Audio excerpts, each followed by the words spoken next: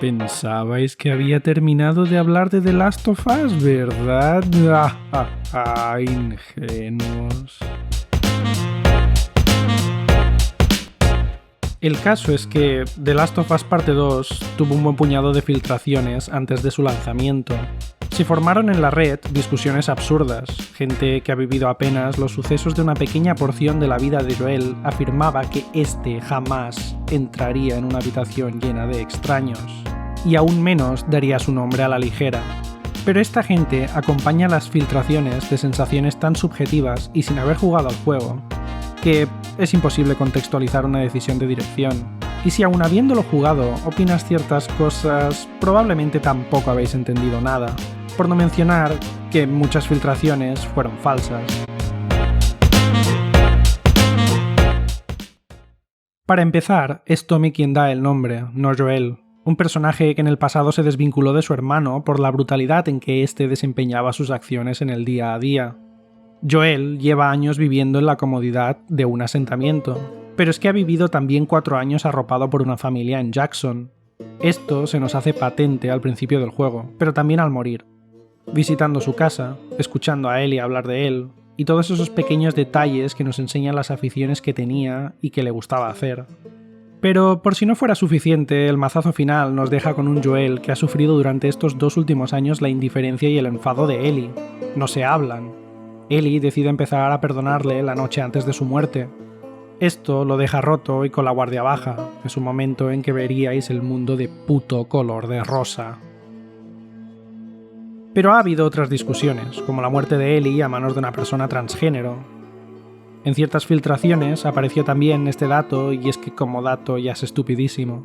Tener que concretar que dicha acción ha sido llevada a cabo por un personaje transexual, como si fuera un hecho muy grave por el simple hecho de serlo, es de una poca relevancia que resulta triste y transfobo. Pero es que encima, además de ser transfobo, es falso. Se creó una bola de falacias en las redes que crearon una situación muy extraña. Muchos aprovecharon para esparcir el odio, dar rienda suelta a su fanatismo hacia otras marcas y arruinar las sorpresas en las que cientos de personas han trabajado durante un lustro. En los foros, los propios moderadores advertían de que era mejor dejar de leer la sección de comentarios en las noticias. Y es que no podías meterte en la red, comentarios de YouTube, Twitter y demás, porque estaba lleno de spoilers. Yo, por suerte, no me comí ninguno. Pero incluso algunos youtubers usaron la difamación pidiendo a sus seguidores que fueran a foros y redes sociales a arruinar la experiencia a los demás. Estos youtubers defienden que son vídeos de humor para justificar la barbarie. Toda esta situación fue triste tanto para los que esperaban el juego y se comieron las filtraciones sin remedio, como para todas las personas envueltas en la creación de esta obra. Y es que esto tiene un impacto en mucha gente, tiene mucha importancia. Más allá de eso, una actitud negativa puede arruinar tu partida, es difícil volver de ahí. Mucha gente viene ya con la predisposición de que esto que estoy jugando no me gusta o no me va a gustar. Afronta el juego con desdén y sin ganas y eso puede ser decisivo. En lo personal creo que no deberíais dejaros llevar por lo que oigáis o leáis. Pero aquí viene la parte negativa de verdad, el crunch. ¿Qué significa este palabra? Esta industria es conocida por ser poco agradecida en el mundo laboral. Los trabajadores le echan un montón de horas a su trabajo y las empresas muchas veces aprovechan esta situación debido a su fama y la oportunidad de formar un currículum con buenas referencias. Ejemplos recientes de esta magnitud es la de Rockstar con Red Dead Redemption 2, que ha contado con no centenares, sino miles de personas para poder sacar adelante una pirámide. Naughty Dog es una de esas empresas que es conocida por aplicar el crunch en sus videojuegos, es decir, jornadas laborales infinitas de una forma constante durante varios meses.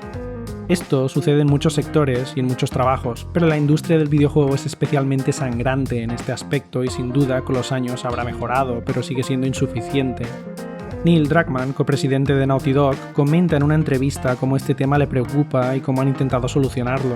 En sus palabras, ellos no imponen el crunch, pero la filosofía de empresa busca a personas con mucha motivación, ganas y apasionados por lo que hacen.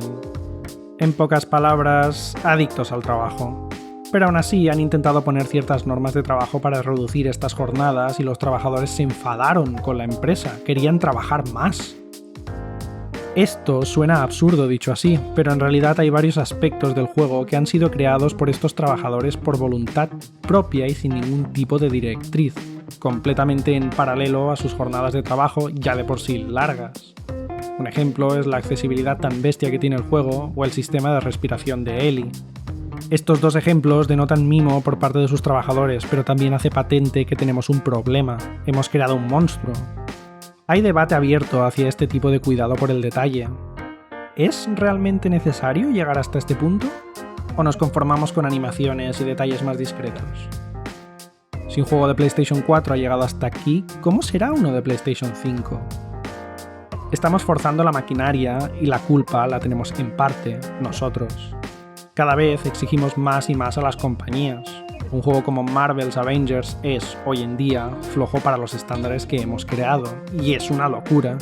Un juego que tiene un presupuesto altísimo, con mucho contenido y en general se nota que hay un trabajo detrás de este enorme, pero ya sea por concepto o por comparación con estas obras magnas como Red Dead Redemption 2 o The Last of Us Parte 2, este juego se nos queda corto. Hasta las animaciones faciales de Ellie asesinando a alguien, que aunque apenas le vamos a ver la cara durante esas situaciones, son una tremenda chaladura a nivel de detalle. Hay que buscar una solución, claramente, pues los tiempos de desarrollo se alargan cada vez más, los presupuestos son cada vez más grandes y si bien se crean más puestos de trabajo, las jornadas se hacen especialmente duras hacia el final. Estas grandes cantidades de dinero son un riesgo para las compañías y es natural que busquen amortizar estos gastos.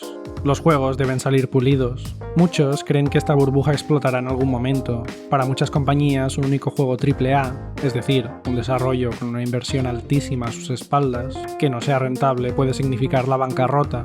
Esto fue especialmente patente en la época de Wii, Xbox 360 y PlayStation 3, donde los costes de desarrollo se incrementaron y junto a la crisis económica muchas empresas entraron en quiebra.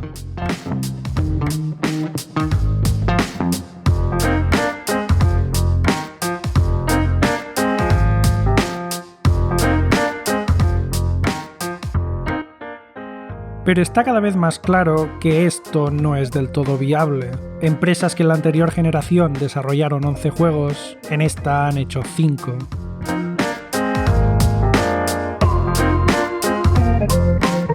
Quizá el futuro está en los juegos indies, o en dar facilidades a los desarrolladores con mejores herramientas. Pero sin duda, como consumidores, jugamos un papel importante y debemos pensar en ello. ¿Queremos juegos como Dishonored 2, Prey o Doom? Pues entonces toca apoyarlos, pues Bethesda es un ejemplo de cómo algunas de sus obras enfocadas a un jugador han vendido poquísimo pese a ser de alta calidad. Debemos ser críticos y exigentes. El desarrollo de Cyberpunk 2077 ha sido un desastre desde el principio. Se anunció hará ya 8 años y no se presentó hasta el E3, lo que había sido hasta ahora la feria más importante en la industria del videojuego, de 2018, con un impresionante tráiler que se confirmó posteriormente que era completamente falso. Este juego ni siquiera existía. Engañaron a todo el mundo. Inicialmente su lanzamiento estaba previsto para el 16 de abril de 2020, se retrasó en enero hasta el 17 de septiembre, después hasta noviembre y finalmente hasta el 10 de diciembre. Sus trabajadores internamente no tenían ninguna duda de que esto se iba a retrasar de nuevo, pues era imposible tener el juego listo para el 10 de diciembre. En la opinión de muchos desarrolladores le faltaba todavía más de un año al juego. Y lo querían sacar en abril de 2020. Pero aún así se lanzó el juego en diciembre y salió a medio hacer y roto. Las quejas, las devoluciones y las acciones en bolsa cayeron sobre ellos y sus trabajadores. Tras jornadas de meses y meses de crunch, se les echaron al cuello. No solo se habían dejado la piel en unas prácticas laborales demenciales, que encima su reputación como desarrolladores se había visto manchada por mentir en la comunicación sobre el estado del juego. PlayStation tuvo que retirar el juego de la Store, y a día de hoy aún no se puede adquirir.